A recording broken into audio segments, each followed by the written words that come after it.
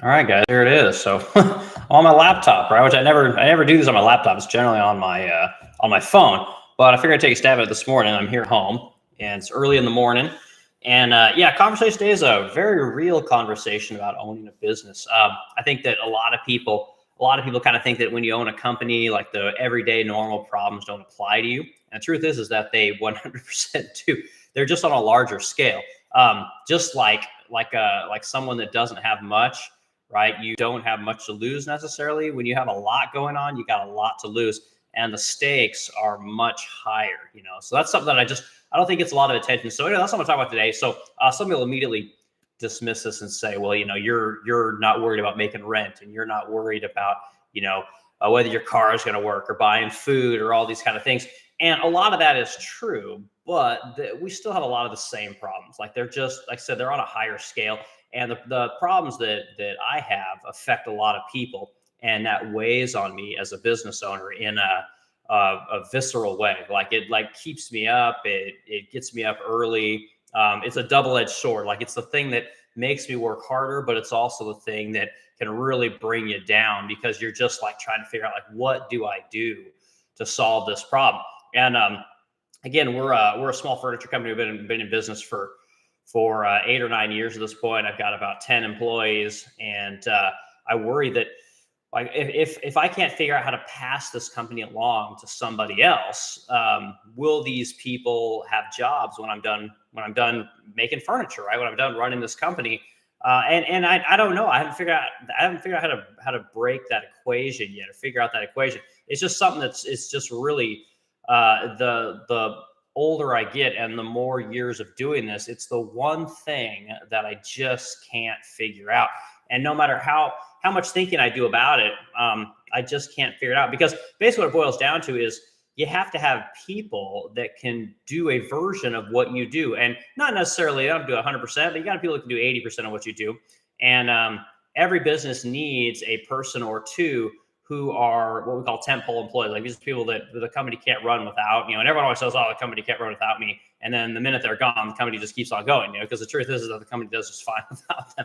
And anyway, point is you have to have people that are just really hungry and really go-getters if you're going to make that company last, a long time. And you got to people that have the same zeal that you do. And I can't find those people. Like I don't know what to do to get people, whether I train them or whether I just straight out hire them, that are as passionate about furniture and design and customer experience as I am. I don't know if it's the area that we are. Our factory is in St. Louis, Missouri. I don't know if it's just not a place that's conducive for that. Like, I'm not sure. So point is that I got to figure out how to grow this bitch sufficient that those kind of people will enter my space. And again, not sure how to do that. I'm going to talk about hiring people. I'm going to talk about training people. I'm going to talk about bringing my company from the generation is now the first generation to the second generation. And truth is that I really want my kids to do it. I want my wife's kids to do it. I want anybody to take a fucking little bit of interest in this thing that we've built. That's amazing, but I can't find it. I didn't hiring people, same thing. It's like everyone just wants a job.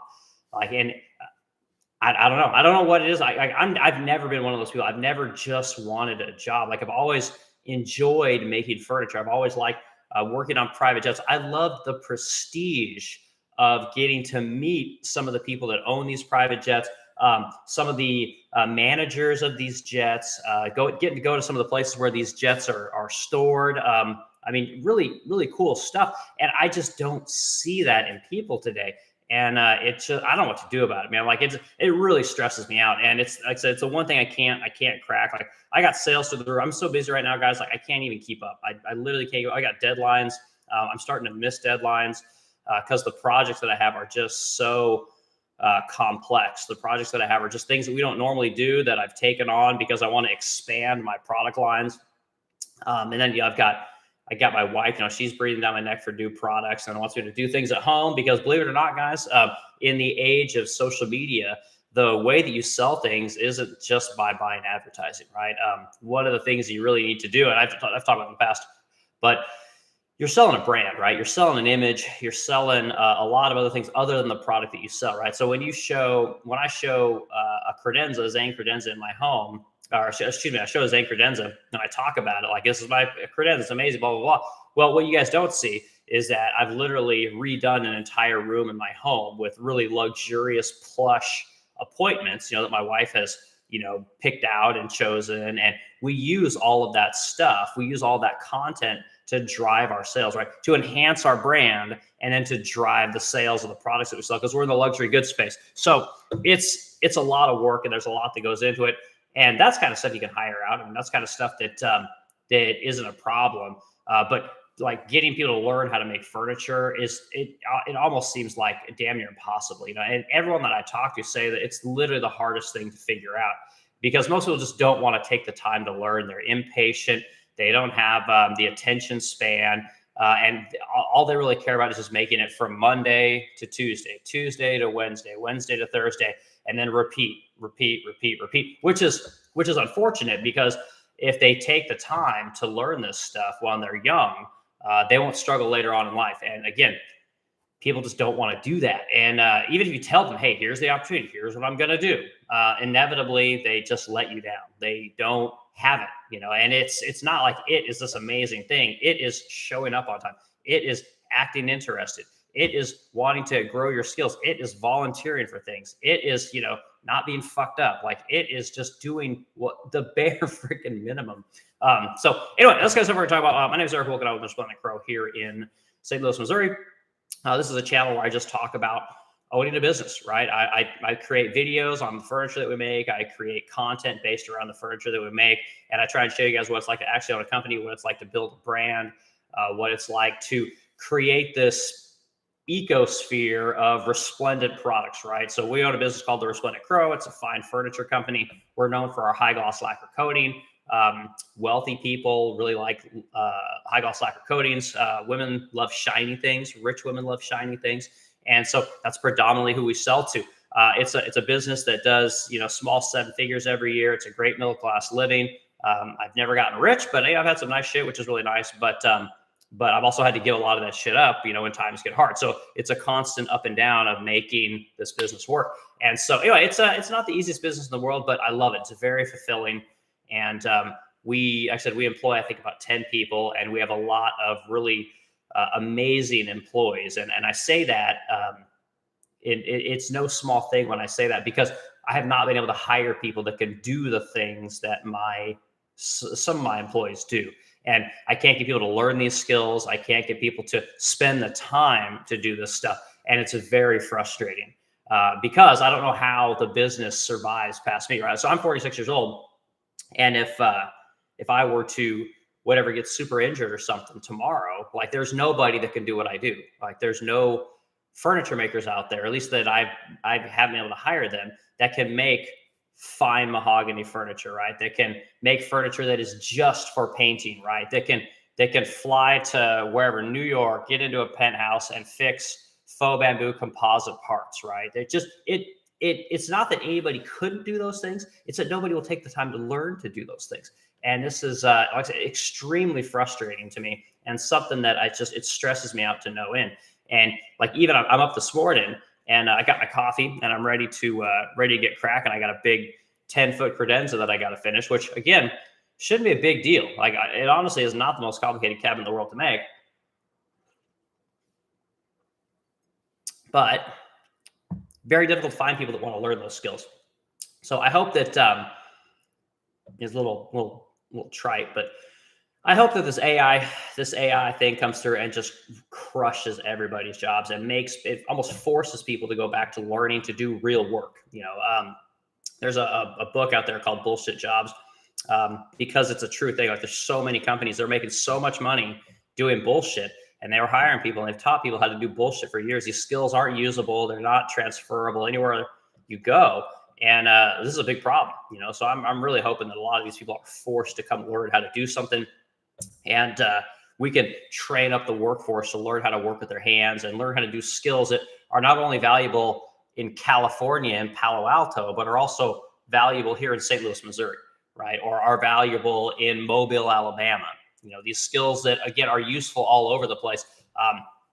Because what we've done today, I think, is we've given people a false sense of what reality is, right? Like when we get a whole bunch of people that want to go to jobs like HR, stuff like that, like these jobs don't help at all. They don't help anybody. In fact, they repress a lot of what makes work fun, right? They repress a lot of things that give a workplace its culture, that give a workplace the vibe that makes it special. They repress a lot of these things, and these jobs are just they're death, in my opinion. But we need people to learn stuff that, again, that is like useful, So how do I fix this problem of finding people? How do I fix this problem of training people and teaching people? The college degree has decimated the working man's place in the world. Like, it has just decimated it. And it's fucked up people's minds. Like, people don't know how to think about work. Like, they think their only job in work is to get paid, right? Like, I got to get paid a livable wage, and I got to get paid X amount of dollars. And if you don't pay me X amount of dollars, then I can't work for you. And that makes sense. It's fantastic on one side of the coin. But what you end up with is you end up with a culture of people that are just chasing money, right? And to the simpleton, that's like they just think, well, of course, what else am I going to do? I got to make money. I got to make rent. I got to pay the bills, blah, blah, blah. And that's 100% true. But when you're like, I was just talking to my buddy Nazar yesterday, and he was telling me that a guy that used to work for us that was going to learn the furniture making trade, and he had Nazar, which is a fantastic furniture maker. Like, he was going to learn this trade. Well, he got bent out of shape one day because I was getting on his ass about something. I don't remember what it was, but he just left, and he's been driving Uber ever since. And again, it's nice that you can go do a job like that and make some money and figure things out. But the question that I have for these kind of people is, what are you going to do tomorrow? Like, you're going to drive Uber forever? Because what happens with these bullshit jobs is that the skills that you are attaining are not transferable to anything else. Like, if you come to me as a furniture maker and tell me you drove Uber for 10 years, like, you're not going to get paid more money from me because you drove Uber.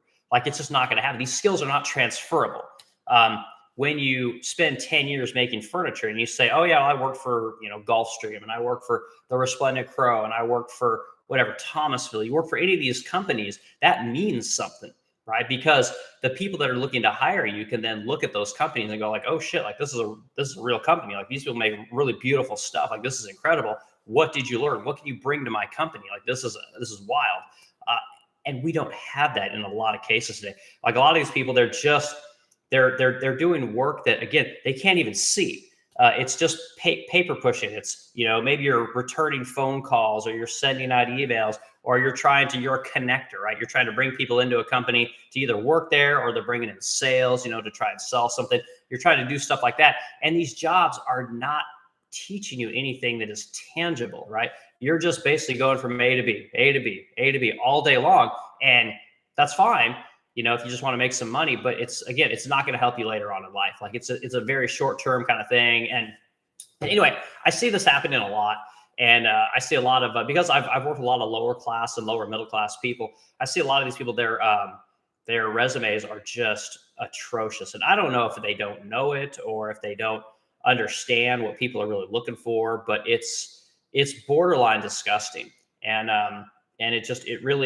it's really sad that these people can't see what they're doing. Like, they're just, even though they're working and they're putting food on the table and they're trying to make ends meet, they're literally digging themselves a hole, right? They're digging themselves a hole of poverty because they're not chasing opportunities, right? They're just chasing a check. And it's easy for someone to say, well, they don't have that opportunity, right? Or they haven't been given opportunities, or they this, or it's always somebody else's fault. And truth is it's their fault.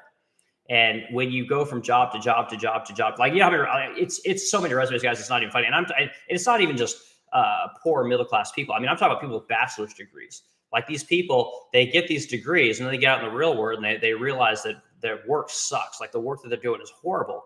And then they end up just basically going from job to job to job to job. So they try and figure out what the hell it is they want to do. I mean, I've had bachelor's degrees come in and want to learn how to sand, right? I've had bachelor's degrees that want to come and learn how to make furniture, but they can't hang, right? They don't like the dirtiness. They don't like the noise. They don't like the pace that we work. They don't like all kinds. They hate the smell of lacquer paint. Like, it's always something. And I think that's what it is with all these people. Like, they just constantly have something to complain about. And, where am I going with all this, right? having a company, the idea in my mind is that you're supposed to pass that company on to your kids, right? You're supposed to pass that company on to the people around you that are close in your orbit. And I'm sure there's a lot of people that are able to do that, but I have not figured out that code, right? Like haven't figured out how to get our kids interested in our company. Like they just don't want anything to do with it. And even though it's a well-respected company, we work with the richest of the rich. I mean, we get to do all the shit that people say they want, but you do have to work. And this is the big disconnect that I see. The minute you put someone in school, instead of going into work, you basically inhibit that hungry gene, right? That gene that basically makes you want to go kill it, right? To get really good at something, to see a result. It kills all of that. And I don't know what to do about that other than tell people like, hey, you're not going to school. You're going to go fucking work. And if you're good at what you do, guess what? Your company will pay for you to go to college, which is how it was in my day. But now we don't do that. Now we just tell everybody that, you're special and you can be anything you want. And truth is that people can't because they suck. And you have to get good at something to be good at something. And people think that just because they go to school or they do some bullshit job that they're really good at something. And I'm here to tell you guys, like, that's not how it works. And we've got an epidemic of people. They think they're good at something and they're fucking awful. And this is the big conundrum that I have. Like, I can't get people to understand that what you do is not good enough. What you do is not even that good to begin with. And trying to bring people in and teach them how to get good at something is just borderline impossible. I don't know what to do. I'm stumped. And the older that I get every day, I start thinking about like, well, who's going to do this? Like, who do I have to do, job A, B, and C when I'm gone, right? Who could I train up to do this job, at 80% of what I do, so that I can take off and go do something else. And it's wild. It's very frustrating from a business owner's point of view. And I have a couple of these employees and they're phenomenal. And I know that I could count on them to do even 100% of what I can do. But it's not the core functions of the business. It's not the things that are going to keep the business running beyond me so that all these people have jobs and continue to have jobs. And again, as a young business owner, I would say, I want the people that work for me, I want their kids to work for me. And I want their kids' kids to work for me. And I want this company to be here for people to be able to do what it is that I do, right? What it is that their parents do. I want these people to be able to do this stuff for decades and generations because it's really good work and it's a really good company. And I can't figure it out, and it really, like I said, it bothers me to no end that I can't find people that want to learn how to make furniture. I can't find people that want to learn how to ship. Everybody just wants to collect a paycheck. Like if I told people that, I mean, how many people when I tell them that we pay every other week, they're like, oh, it's like, it's just wild. I remember during the pandemic, a lot of companies, they wanted workers so bad, they were going to pay by the day. They're basically going to pay you Cash App every day. Jesus Christ. So we got an epidemic of people that don't want to learn this stuff. And what is it people want to do? Like, I don't know. What is it that people want to make money at? Like, does everyone just want to work from home and like get paid to do what it is that they do? Because I'm here to tell you guys, like, most people suck at what they do. And it's a terrible thing to say. And maybe that's why my business will die. It's because they can't do the work. They don't want to learn.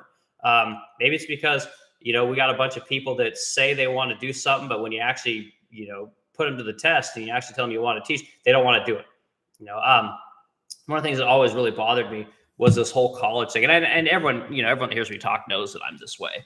I detest what colleges have done to our country. And I detest, people always say, oh, well, we got, it's the most amazing time. We got Facebook and we got, YouTube and we got Instagram and all these kind of things, like when's the last time our country did something that was amazing, like as a country, and, some people might say, well, we fucking destroyed Iraq and we bombed Afghanistan. And all these kind of things, like that's all you got, Like, I don't really think that was that great, but when's the last time we did something amazing, like go to the moon, or build some amazing project like the Hoover Dam? There was a time when we created this thing called the International Highway System, or not international, the American highway system. It's like, when did we do some of these? Like, all we're doing now is selling advertising on social media. Like, that's the greatest thing that we've ever done. And I know, because I sell advertising on social media, right, as a business owner. So it is great in that regard that you can get more exposure onto your products, and you get more exposure onto what it is that you do, and you can utilize these tools to help sell your goods. And that's all well and good. But at the same time, we've created a culture of people that are addicted to their phones. We've created a culture of people that are not healthy. We're as unhealthy as we've ever been as a country. And we're supposedly richer than we've ever been. We've got more information than we've ever been. But the truth is that even though we have this great abundance of information, and we have this bounty of access to the world's knowledge, and starting a business has never been easier, learning things have never been easier, we're dumber and more unhealthy than we've ever been.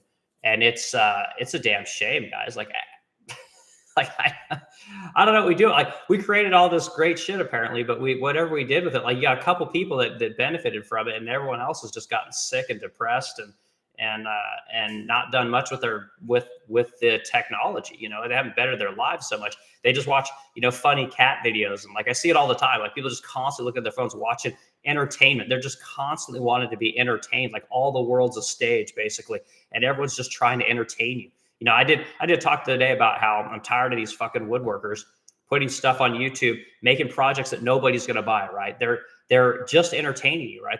The content looks good on YouTube, but they're doing it to get clicks, right? They're doing it to get advertising. They're doing it to do anything but sell furniture. They're doing it to do anything but teach you how to actually make furniture, right? And to use this tool, which is the internet, to learn something that you can then go do yourself, right? You can teach somebody else this. You can start a business. You can, do great things, but all people really want to do is be entertained, And I think that's one of the reasons I can't get people to do what it is that I do, because they'd rather watch people do it than do it themselves.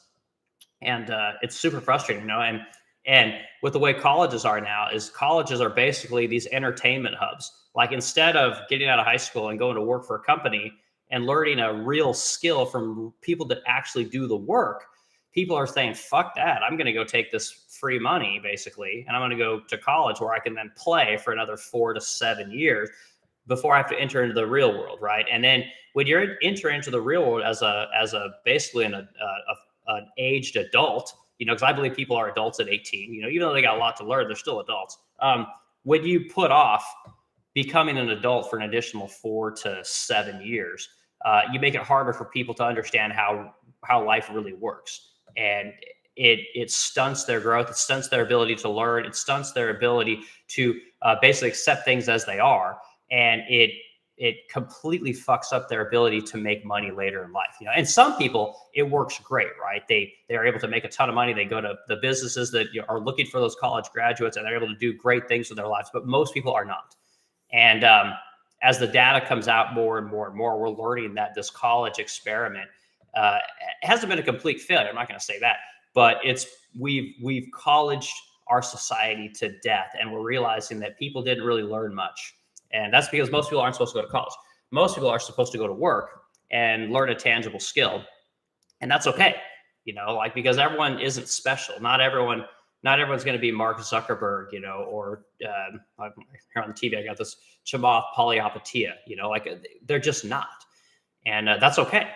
Not everyone has to be, super special and do amazing things. Like, it's okay to just be a furniture maker. It's okay to just be a plumber. It's okay to, be an apprentice for a big chunk of your life. Like, there's nothing wrong with it. You don't have to enter into the workforce as a rock star, because most people aren't, So anyway, I'm sitting here drinking my coffee this morning, and I'm thinking about this kind of stuff. And I'm just, I got to figure out how to pass this thing on to the next generation, because I've thought about it many times, like about just folding the thing up and going to work for another company and going back to my aviation job, right? And I go back to living by the beach, making $100K a year, amazing contributions to the 401k, insurance, dental, everything, all the best benefits. I go back to that. I don't have to do this, but the benefits are amazing. As far as making the furniture that I want to make, charting the course of my company, helping people make money, having a factory means a lot to me. Having a brand means a lot to me. And it's something that I really don't want to give up. I enjoyed aerospace. Like, I really enjoyed flying on private jets and installing cabinets on private, just building furniture, going and troubleshooting things in cool places. I mean, you go all over the world, and it's fantastic. Um, no problems, but it's not like going into business, right? It's not like writing a check for somebody else, creating a job for somebody, teaching people things is really rewarding. It's way more rewarding than what I was doing before, but it's very difficult. Like if my body would last forever, and I could just make furniture forever, that's what I would do. But the truth is that I get older, the body will slow down, and these skills and knowledge that me and my wife have acquired over this decade so far, we've got to somehow find people that are as passionate about this kind of work as we are, and let them take this thing over, or be more of on the consulting side, and helping people to learn the skills to move this bitch along into the next generation. Because like if we don't, then it's done. Like the minute if I couldn't go to work tomorrow, our company's over. Because nobody can do what I do. Like we don't have CNC routers, we don't have everything programmed, we don't outsource anything. Like we make it all here in America because it's really important to me. But what I'm learning as I get older, and again, we've got to right this ship. As I get older, I'm learning that people don't want to do this work, and that's one of the reasons that your Restoration Hardware and your Pottery Barn and all these companies that we all know about outsource all their shit to other countries. It's because they can't find the people here. And honestly, I don't know if they would keep the work here even if they could find the people. But what I'm learning is that I could easily take my furniture designs and send them over to Vietnam. Like I really could, and probably continue to make money, probably even make more money. But then I'm becoming like everybody else, right? I'm becoming another, business owner who, in my mind, is a piece of shit for sending all that work to another country, right? For sending all that work and training another group of people, or letting somebody else train those people while I just work on the easy shit. And I don't want to do that. I want to train my people. I want to train the people here in America. I want to make our country better for the people that are here. But the people got to do the fucking work. The people got to want to do the work. And the people got to be willing to learn and put up with some bullshit, and do things early in life that will help them later in life. And it's the biggest problem that I see. Like the worst thing you could do today, in my opinion, is go to college. Like it's the worst thing, because you're not endearing yourself to any company. You're not putting in that time with a company, because everyone thinks that companies are soulless, right? They think that employers don't care about anything other than making money. And I don't know if that's like a psyop that was put out by colleges. Like, I don't know where that came from, because like I'm highly dedicated to the people that work for me. Like I don't ever want to get rid of anybody. And any time I've ever had to do anything like cut hours or stuff like that, like it's been really fucking hard. And truth is, I've had to sell a lot of stuff when if I have to cut hours, it's because I've already started selling things. I've already taken out loans to keep the company running, which has happened many times in my day. Like we're hyper committed to our employees, and it's very important that we keep our employees paid, whether we got work or not. And whatever the psyop is, where employers just treat their people like shit and don't care about them, like I don't know where that came from, because I've never seen it. I've never talked to a business owner that's like that. But that image for some reason is out there. And again, I can't figure it out. Maybe that's why people don't want to work for businesses anymore, especially like small companies. Like they just think that we're all pieces of shit and we're all out for ourselves. I don't know. I can't figure it out, guys. So yeah. So I've got to figure this out, and it's just another thing's got to be done. Today's Sunday, and I'm going into work.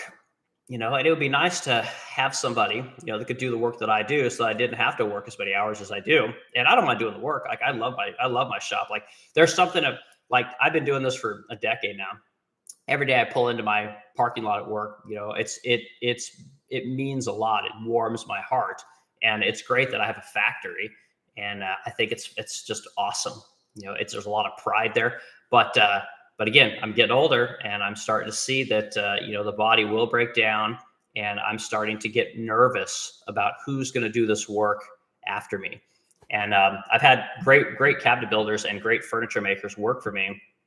But if sales slow down, which they inevitably do, like these people leave, and furniture makers get poached all the time. And that's okay. That's business.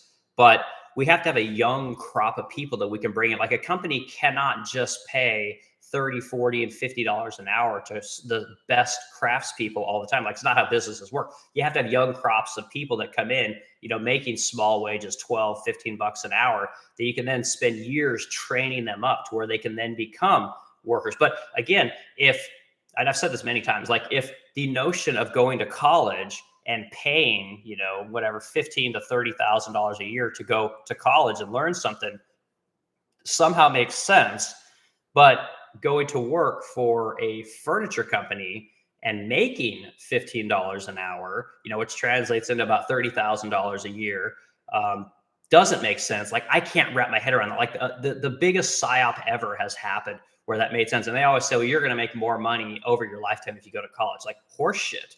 I think we all know that's complete garbage. Are there people that make money? Yes, of course there are. There's lots of people in any situation are going to do better than most people. But it's the 80-20 rule. Like, 20% are doing okay, but 80% are getting fucked.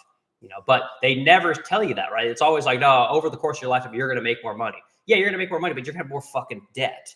You're going to have more debt than you've ever had. And it's going to take you, they never tell you it's going to take you a decade to get out of debt. They say, oh, well, a lot of people just pay off their debt. A lot of people pay their way through school, or a lot of people get paid when they go to school. There's all kinds of situations, but none of the situations apply to you.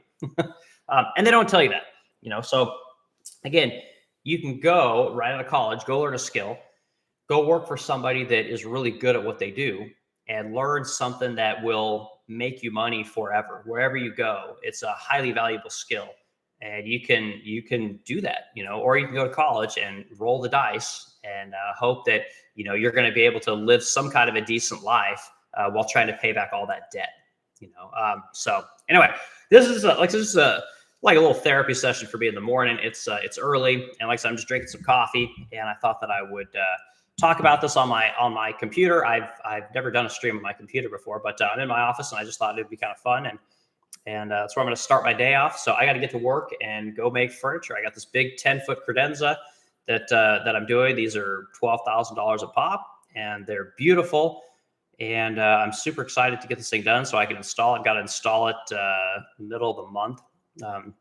So yeah, some of the things that we got going on, like I sold a lady a pair of these marquee faux bamboo china cabinets in Corpus Christi. She bought a pair of them for about 17 grand, and the fretwork on them failed. So that, I don't know if you guys know what that means, but basically it means that the fretwork's supposed to be flat along the door, and the fretwork, because it's composite, when it was painted, paint is actually hot when it dries, and it caused the composite to bow out. So now the faux bamboo isn't sitting up tight against the glass like it should, so it looks goofy. So now I got to fly out to Corpus Christi and figure out what the fuck's going on with this stuff, which basically means I'm going to end up taking the doors off, bringing the doors and the fretwork, ship those back to St. Louis probably. We're going to put new fretwork on there, paint the fretwork, and then send these things back. And I'll probably fly back there again and reinstall all this stuff and make this client happy, because that's how it works, And again, this is another one of those jobs where, like, I have nobody that can do this work, because they're just, not only do people not know how to do it, but they're not delicate enough. Like lacquered furniture is fairly delicate, but people pay big bucks for this stuff, and unfortunately now I'm probably hardly going to make any money on this deal. But my job as a luxury goods provider is to make sure that my clients are happy, because I've talked about many times, when you make a mistake with a wealthy person, wealthy people they buy handmade shit all the time. They buy unique items all the time, custom items all the time. And they understand, like, shit goes wrong. Like, things can break, things can be done incorrectly, things within the process can get messed up. So when you take the time to fix their situation and make them sort of, look for here, make them feel seen and special, and like you respect and care about them as it pertains to the service you provided to them, it's a big deal to them. So if we go and we take care of the situation and make this customer happy, we're going to have them for life. So you can take a situation that kind of sucks and you can turn it into a great situation. But you got to do the work, right? You got to go down and take care of them. And it's, again, whenever I have to fix customer pieces, like it happens once or twice a year, every year. It's always fantastic. Like, it's like a little mini vacation for me. And the great thing about it is you can write it all off. So, this time it's Corpus Christi. There's a couple times it's been Park Avenue, New York. It's been New Orleans. I had to go down there one time. It's been out to, California. Like, it just, the places you get to go are always awesome, and the people that you have to go fix things for, they always live in the best places, So it's always fantastic, to go do this kind of stuff. So I look forward to it. It's not like something that I dread, and I like meeting my customers. My customers are always super happy, and they're always the nicest people. And very rare do I enter a situation where it's uncomfortable, So yeah, so I got that coming up, and I got big culminations of a massive project that I've been doing for an estate here in Missouri. I'm big, massive furniture. I mean, huge furniture. I got that coming up here in this month. So this month is just wildly busy. And goddamn, it would be nice to have a fucking furniture maker. Someone that could, like I said, take on 25% of what I have to do. But doesn't exist, which is fine. I'll continue to work on it. But yeah. It'd be nice if I could get the kids to do this shit. It'd be nice if we had kids that were super interested in what it is that we do. But they're not. People aren't very interested in being super great at what they do. They're not interested in coming to a company young and learning our jobs and learning about how the stuff works. They just have no interest, and I don't do about it. So anyway, that's enough bitching this morning. It's Sunday. It's gonna be nice weather today. I hope everyone has a fantastic weekend. And get some have a beer, and we'll do this again probably tomorrow. So everyone have a great day. Bye.